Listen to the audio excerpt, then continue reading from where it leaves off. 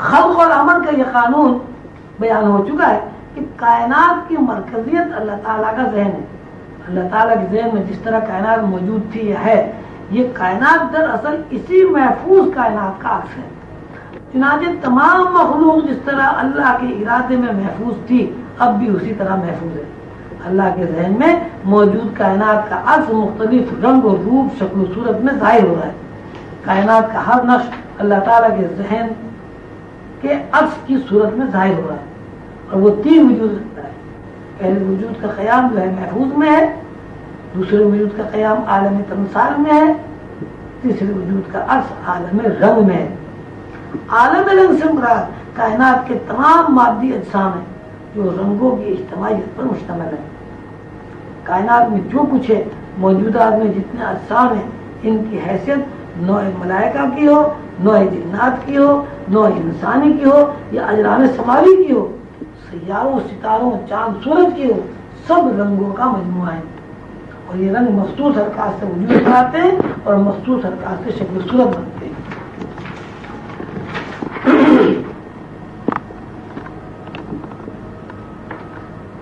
نسمے کی معین طوالت حرکت سے ایک رنگ بنتا ہے، اسی طرح دوسری طوالت حرکت سے دوسرا رنگ بنتا ہے، اسی طرح تیسری طوالت حرکت سے تیسرا رنگ وجود میں آتا ہے. نسمے کی جتنی بھی حرکات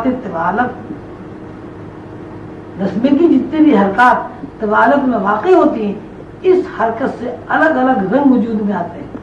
ان رنگوں کا عددی مجموعہ ہر نوع کے لیے الگ الگ معین ہے. مثلا اگر نسمے کی طوالت حرکت کا الف عددی مجموعہ گلاب کے لیے مخصوص ہے تو اس مجموعے سے ہمیشہ گلاب ہی وجود میں آئے گا، کوئی اور شے وجود میں نہیں آئے گی.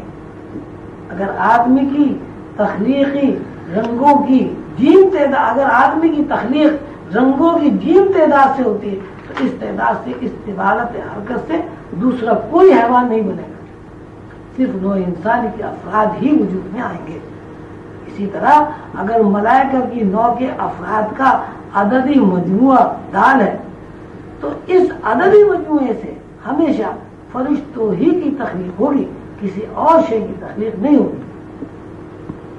مقصد یہ ہے کہ ہر نوع کے لیے الگ الگ رنگ معین ہے.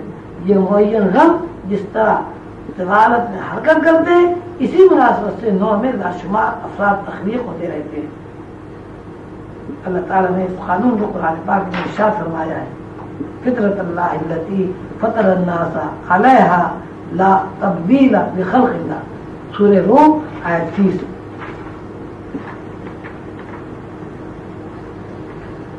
اللہ نے الف عددی مجموعے گلاب کے لیے مخصوص کر دیا ہے تو اس الف سے گلاب ہی وجود میں آئے گا. یعنی کائنات کے افراد کے لیے، تمام نوع کے لیے معین رنگ مخصوص، حرکت مخصوص، یعنی کائنات کے افراد کے لیے اور تمام نوع کے لیے معین رنگ مخصوص اور حرکت مخصوص ہے. مرشد کریم قلم بابا اس آیت مبارک کی تفسیر بیان کرتے ہوئے فرماتے ہیں کہ فطرت سے مراد نسمے کی حرکت کا طول رفتار اور ہجوم ہے. نسمے کی حرکت کا طول ہی کائنات میں رنگ بن کر تخلیقی عوامل پورے کرتا ہے. عالم رنگ میں جتنی اشیاء پائی جاتی ہیں وہ سب رنگین روشنیوں کا مجموعہ ہے. انہی رنگوں کے ہجوم سے وہ شے وجود میں آتی ہے جس کو مادہ یا میٹر کہا جاتا ہے. مرشد کریم فرماتے ہیں کہ سمجھا یہ جاتا ہے کہ یہ مادہ کوئی ٹھوس چیز نہیں ہے. اگر مادے کی شکست و ریخت کر کے انتہائی قدروں تک منتشر کر دیا جائے تو محض رنگوں کی جداگانہ شعائیں باقی رہ جائیں گی. اگر بہت سے رنگ لے کر پانی میں تحلیل کر دیے جائیں تو ایک خاکی مرکب بن جائے گا جس کو ہم مٹی کہتے ہیں. یہ بات آپ مشاہدے کی ہے کہ زمین ایک ہے، خاکی مرکب ایک ہے. اس خاکی مرکب زمین میں مختلف پھل پھول اگتے ہیں، لیکن ساتھ ہی ساتھ یہ بات ہمارے مشاہدے میں آتی ہے کہ ہر درخت کی شکل صورت، ہر درخت کا رنگ، پھولوں اور پھلوں کے مختلف رنگ اور ان کے الگ الگ ذائقے ہیں. تخلیقی فارمولہ یہ ہے کہ ہم جب کسی درخت، کسی گھاس کو زمین میں بوتے ہیں تو بے شمار رنگوں کے تحلیل شدہ مرکب مٹی یا مادہ درخت کی جڑ کو پکڑ لیتا ہے اور پانی کی مدد سے مٹی کے ذرات رنگوں میں تبدیل ہو کر درختوں کے اندر خون بن کر دوڑتے ہیں۔ ذرات کی یہ شکست و ریخت ہی نو کو الگ الگ رنگ دیتی ہے۔ اس طرح کے رنگ درخت میں دوڑ کرتے ہیں، اسی مناسبت سے اسی طرح یہ رنگ پتیوں، پھولوں، پھلوں میں نمایاں ہو جاتے ہیں۔ اس طرح گھاس، پودے، درخت اور پھول میں رنگ نمایاں ہو کر مظہر بنتے ہیں، اسی طرح تمام مخلوقات موجودات کی مظہری زندگی اس کیمیائی عمل پر قائم ہے۔ نسمے کی حرکت داخل کی زندگی سے خارج تک عمل کرتی ہے، خارج کی زندگی کو مظہر کی صورت دیتی ہے۔ اصول یہ بنا کہ ہر شکل و صورت دراصل رنگوں کی اجتماعیت ہے، اور یہ رنگ نسمے کی وہ حرکت ہے جو طوالت میں سفر کرتی ہے۔ نسمے کے اندر دو قسم کی مظہریت ہوتی ہے۔ اول حرکت کا طول مکانیت، دوم حرکت کی رفتار زمانیت۔ حرکت کی طوالت مکانیت ہے اور حرکت کی طوالت میں رفتار زمانیت ہے۔ حرکت کا طول اور رفتار دونوں لازم و ملزوم ہیں، دونوں حرکتیں کسی صورت سے جدا نہیں ہوتی۔ ہم جب بھی ٹائم کا تذکرہ کرتے ہیں لامحالہ مکانیت زیر بحث آ جاتی ہے۔ ہم جب بھی مکانیت کا تذکرہ کریں گے لازماً زمانیت کا تذکرہ ضروری ہے۔ یہ دونوں طرزیں ہم وقت بلا کسی وقفے کے ہر وقت حرکت میں رہتی ہے، حرکت میں رفتار بھی قائم رہتی ہے، یعنی رنگ ایک طرف طوالت ظاہر کرتا ہے اور دوسری طرف اس طوالت میں رفتار ظاہر ہوتی ہے۔ حرکت کا طول مکانیت یا اسپیس اور حرکت کی رفتار زمانیت یا ٹائم ہے۔ ہم جب مکانیت اور زمانیت کو سمجھنا چاہتے ہیں تو بہت مختصر الفاظ میں یوں کہیں گے کہ شے میں خد و خال نقش و نگار مکانیت ہے اور شے میں حرکت زمانیت ہے۔ اس بات کو اس طرح بھی کہا جا سکتا ہے، حرکت میں مسلسل دو رخ کام کرتے ہیں، حرکت کا ایک رخ طول ہے اور حرکت کا دوسرا رخ طوالت کے ساتھ حرکت کی رفتار ہے۔ یہ دونوں لازم و ملزوم ہیں۔ حرکت کا طول مکانیت اور حرکت کی رفتار زمانیت ہے۔ ہم جب کائنات کا تجزیہ کرتے ہیں اور کائنات کی تخلیق کے بارے میں تفکر کرتے ہیں تو یہ جان لیتے ہیں کہ کائنات دراصل اللہ کے اس ارادے کا مظہر ہے جو کن کے بعد ظہور میں آیا ہے، یعنی کائنات موجود ہونے سے پہلے اللہ کے ذہن میں موجود تھی۔ اللہ نے جب کائناتی پروگرام کو شکل و صورت میں دیکھنا چاہا تو حکم دیا کہ ہو جا، یعنی جس طرح اللہ کے ذہن میں کائنات شکل و صورت کے ساتھ موجود تھی وہ ظاہر ہو جا۔ اللہ تعالیٰ نے کن کہا اور کائنات وجود میں آ گئی۔ اس بات کا واضح مفہوم یہ ہوا کہ کائنات دراصل اللہ کے ذہن میں موجود پروگرام کا عکس ہے۔ اس کی مثال یہ کہ ایک مصور تصویر بناتا ہے، ہم کاغذ پر مصور کے بنائے ہوئے خط خال کو دیکھتے ہیں اور مصور اس تصویر میں جو رنگ بھرتا ہے وہ بھی ہمارے سامنے ہوتے ہیں، لیکن اپنی جگہ یہ بات اہم ہے کہ مصور تصویر کے وہی خط و خال بناتا ہے جو مصور کے ذہن میں موجود ہوتے ہیں۔ تصویر دراصل مصور کے ذہن کا عکس ہے۔ یہ بھی ہمارے سامنے ہے کہ ایک مصور ہزار تصویر بناتا ہے اور ان سب تصاویر کا تعلق براہ راست مصور کے دماغ سے ہوتا ہے۔ اس قانون سے یہ بات منکشف ہوتی ہے کہ مصور جو تصویر بناتا ہے تصویر بذات خود کاغذ پر منتقل نہیں ہوتی۔ مصور کے ذہن میں جو تصویر ماہیت، کیفیت یا تصورات میں موجود ہے وہ تصور کاغذ پر منتقل نہیں ہوتا۔ اگر مصور کے اندر موجود تصویری خد و خال کا تصور کاغذ پر منتقل ہو جائے تو مصور ایک سے زیادہ تصویر نہیں بنا سکتا، اور یہ اس لیے ہوتا ہے کہ مصور کے ذہن میں تصور جو اور یہ اس لیے ہوتا ہے کہ مصور کے ذہن میں تصور کا جو قانون موجود ہے یہاں سے تخلیق کا قانون منکشف ہو جاتا ہے۔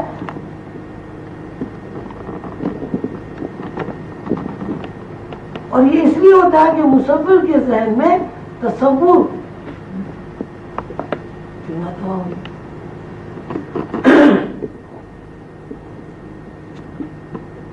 عبارت مقام ہے، اس کو میں چھوڑتا ہوں. یہ اس لیے نہیں ہوتا، اور یہ اس لیے ہوتا ہے کہ مصور کے ذہن میں تصویر کا تصور موجود ہے. یہاں سے تخلیق کا قانون منکشف ہو جاتا ہے. اصل اپنی جگہ موجود محفوظ ہے اور اصل کا عکس منتقل ہوتا رہتا ہے. چنانچہ تمام مخلوق ظہور میں آنے سے پہلے اللہ کے ارادے میں جس طرح محفوظ ہے اب بھی اسی طرح محفوظ ہے. جہاں یہ محفوظ ہے یہی مرکز ہے، اور اسی مرکز کو مذہب کی زبان میں لوح محفوظ کہا جاتا ہے. دنیا میں جو کچھ ہو رہا ہے وہ سب دراصل لوح محفوظ کا عکس ہے.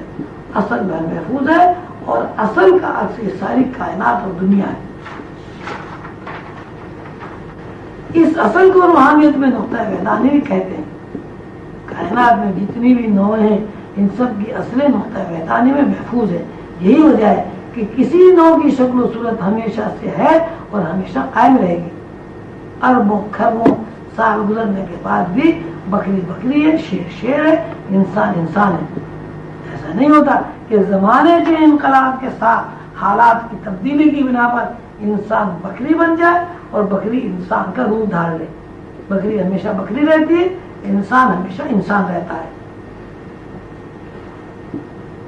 اس کی وجہ یہی ہے کہ انسان کی اصل لوح محفوظ میں محفوظ ہے. بکری دراصل لوح محفوظ میں موجود بکری کا عکس ہے. اسی طرح جنات، انسان، فرشتے سب چیزیں اپنی اصلوں پر قائم ہیں اور اسی اصل کا عکس ہے جو اصل لوح محفوظ پہ محفوظ ہے. اس کی مثال یہ ہے کہ ہم ایک فلم بناتے ہیں، ایک فلم سے 1000 فلمیں تیار ہو جاتی ہیں. جب 1000 فلموں کو الگ الگ پروجیکٹرز پر دیکھتے ہیں تو ہر فلم میں ایک شکل و صورت نظر آتی ہے، حالانکہ ہر فلم الگ ہے. وجہ یہی ہے کہ فلمیں 1000 ہوں یا 1,00,000 ہوں، اس کی اصل ایک ہے، اصل میں تغیر نہیں ہوتا. لیکن اس فلم میں جو اصل ہے، ناک لمبی ہو جائے، کان بڑا ہو جائے، تو ہزاروں فلموں میں ناک لمبی اور کان بڑا نظر آتا ہے. اس لیے کہ اصل میں تبدیلی واقع ہوگی. اللہ تعالیٰ کی ذات خالق ہے. خالق کے ذہن میں کائنات اپنے پورے خد و خال کے ساتھ موجود ہے اور اللہ تعالیٰ کے ذہن سے عکس منتقل ہو کر کائنات میں حرکت واقع ہو رہی ہے. نقطہ وحدانی کے عین مقابل ایک آئینہ ہے، بالکل جس طرح پروجیکٹر کی فلم کے سامنے آئینہ ہوتا ہے. اس آئینے کو تصوف میں عالم مثال کہتے ہیں. جب نقطہ وحدانی کی شعاعیں عالم مثال کی طرف حرکت میں آتی ہیں تو ٹائم وقوع میں آتا ہے. یہ ایک ایسی حرکت ہے جسے ہم اکہری حرکت کہتے ہیں. ایک حرکت میں ایک تسلسل پایا جاتا ہے اور یہ حرکت ٹوٹتی نہیں ہے، اس میں سکون واقع نہیں ہوتا. یہ حرکت ازل سے ابد تک جاری رہتی ہے. یہی وجہ ہے کہ اربوں خربوں سال کے بعد بھی سورج ہے، چاند چاند ہے، انسان انسان ہے، وغیرہ وغیرہ. یہ حرکت ازل سے ابد تک سفر کر رہی ہے. یہ حرکت جب نقطہ وحدانی سے گزر کر عالم مثال سے گزرتی ہے تو عالم مثال کا آئینہ شعاعوں کو قبول کر کے اپنی فطرت کے مطابق ان شعاعوں کو واپس لوٹانے کی کوشش کرتا ہے. شعاعوں کو واپس لوٹانے کی کوشش میں شعاعوں کا تسلسل ٹوٹ جاتا ہے، شعاعیں ختم نہیں ہوتی. اب ہوتا یہ ہے کہ ایک طرف نقطہ وحدانی لہر کو شعاع کو آگے بڑھانے پر مجبور کرتا ہے، دوسری طرف عالم مثال کا آئینہ شعاع کو واپس لوٹانے کی کوشش کرتا ہے. اس ہی کشمکش میں یہ حرکت دوہری ہو جاتی ہے. یہ دوہری حرکت ہی کشش اور گریز ہے.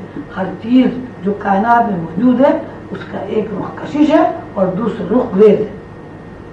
مثلا آج کا پیدا ہونے والا بچہ ہر آن ہر لمحہ کشش اور گریز میں سفر کر رہا ہے. بچپن سے جب لڑکپن آتا ہے تو اس کا مطلب یہ ہے کہ بچپن کے لیے لڑکپن کشش ہے اور لڑکپن کے لیے بچپن گریز ہے. آدمی جوان ہوتا ہے، مطلب یہ ہے کہ جوانی دراصل لڑکپن سے گریز ہے اور جوانی کے لیے بڑھاپا کشش ہے. بظاہر یہ بات عجیب لگتی ہے اس لیے کہ کوئی آدمی بوڑھا ہونا نہیں چاہتا، لیکن کشش گریز کے قانون میں بند ہے. آدمی خواہ کتنا ہی چاہے لیکن بوڑھا ہونے سے نہیں بچ سکتا. ساری زندگی بچپن سے موت تک کشش گریز کا نہ ختم ہونے والا سلسلہ ہے. کبھی انسان کو زندگی کی دلچسپیاں اپنی طرف کھینچتی ہے اور کبھی موت انسان کو اپنی جانب کھینچتی ہے.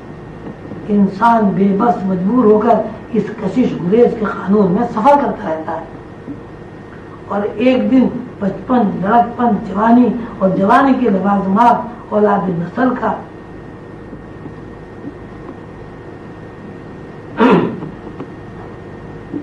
اور ایک دن بچپن، لڑکپن، جوانی اور جوانی کے لوازمات اور اولاد نسل کا کاروبار سب کچھ چھوٹ جاتا ہے اور موت اپنی طرف کھینچ لیتی ہے.